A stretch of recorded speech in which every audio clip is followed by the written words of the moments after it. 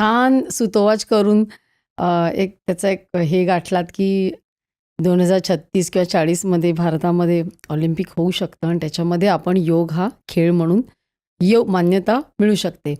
तर आज योग आणि त्याचा जो एक सर्वांगीण विचार तुम्ही जो दिलात, तो इतका सुंदर होता, म्हणजे मला सुद्धा अशी कल्पनाच नव्हती. आणि खरंच अजूनही बऱ्याच लोकांना योग म्हणजे आसनं आणि प्राणायाम ह्याच्या पलीकडे मी सुद्धा फारसा विचार केला नव्हता.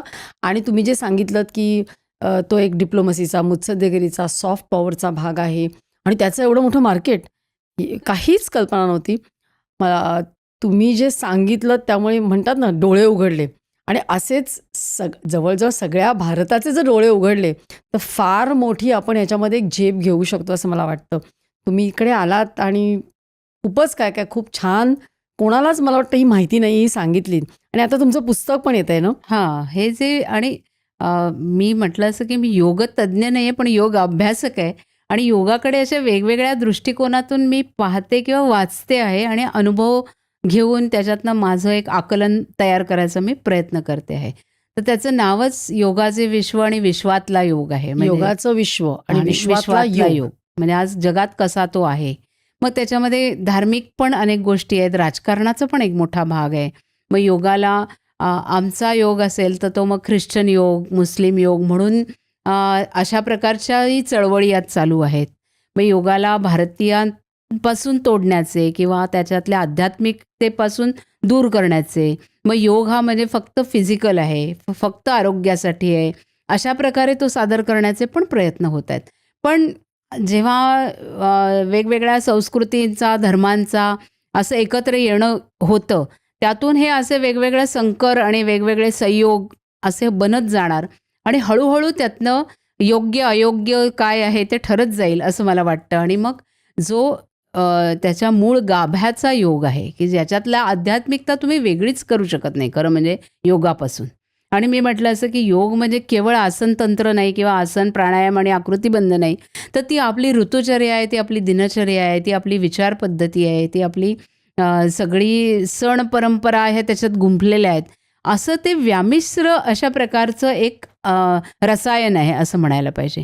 आणि त्या प्रकाराने तो योग जगात पसरेल आणि जसं आपण म्हटलं की सामूहिक त्याचा जो लाभ व्हायला हवा आणि सामूहिक अहंकाराचा लोप पाहून एक सौहार्दाचं वातावरण जगभर तयार व्हावं.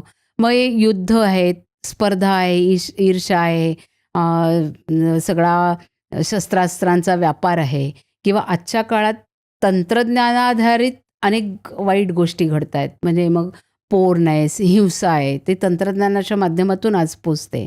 तर ह्या सगळ्या प्रश्नांवरती आणि कुटुंब व्यवस्थेत जे निर्माण झालेले प्रश्न आहेत, त्या सगळ्या प्रश्नांवरती उत्तर शोधायला योग हे एक मोठं साधन आणि एक मोठं कारण होऊ शकतं, असा मला विश्वास हे सगळं वाचल्यानंतर आणि हे आकलन मांडताना आला. आणि त्या पुस्तकात मी तोच मांडायचा प्रयत्न केला की जी आपली ज्ञानार्जनाची परंपरा आहे, ती परंपरा लोकांपर्यंत पोचवणं हा पण एक मोठा भाग आणि योगाचा चाललेला अपहार थांबवणं ती आपली जबाबदारी आहे. ती मानून आपण काम योग या विषयात करायला हवं.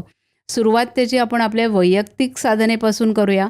अगदीच वेळ नाही मिळाला तर 6 सूर्यनमस्कार, 12 सूर्यनमस्कार, थोडेसे प्राणायाम, थोडंसं स्ट्रेचिंग इथपासून करूया आणि हळूहळू आपल्याला ते रोज करायचं आहे अशी धारणा करता करताच मग बाकीचे जे अनुषंगिक विषय आहेत, योग आणि व्यवसाय आहे, योग आणखीन खेळ आहे, योग आणि आरोग्य हा तर आहेच, हा तर बेसिक विषय आहे.